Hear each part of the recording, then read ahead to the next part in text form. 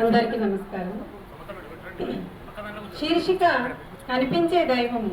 నిలువెల్లా మీరు కరిగిపోతూ మాకు సంతోషాలు పంచిన ఋషి, మీ కలలు కోరికలు అన్నీ మాలో చూసుకుని మురిసిపోయిన అల్ప సంతోషి మీరు.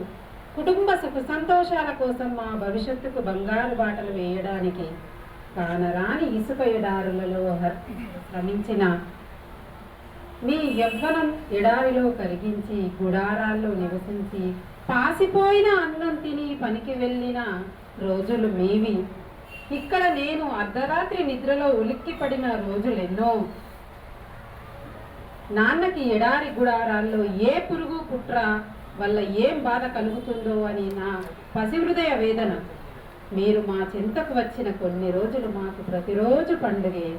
మన తోటలో మీరు వేసిన బోరు నీళ్లు పడక వెక్కిరించే, మీరు మా దగ్గర ఉండలేక నిరాశ మిగిల్చే, మీ తిరుగు ప్రయాణంకు మా కళ్ళు చెమ్మగిల్లే.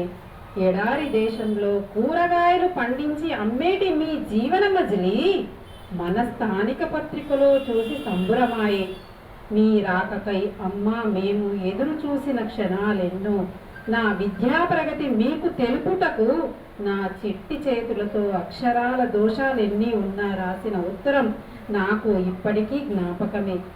మమ్మల్ని బాగా చదవమని మీరు పంపిన ఆడియో క్యాసెట్ మా చెవుల్లో మారుమ్రోగేది.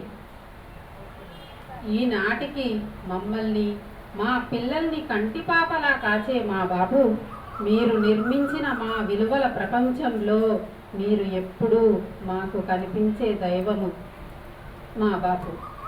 ధన్యవాదాలు సార్. ఇంతకుముందు మాట్లాడుతూ వారి బుక్ ఒకటి వారి ఊరి గురించి ముఖ చిత్రం రాశానని చెప్పారు. అప్పటికే నేను ఈ కవిత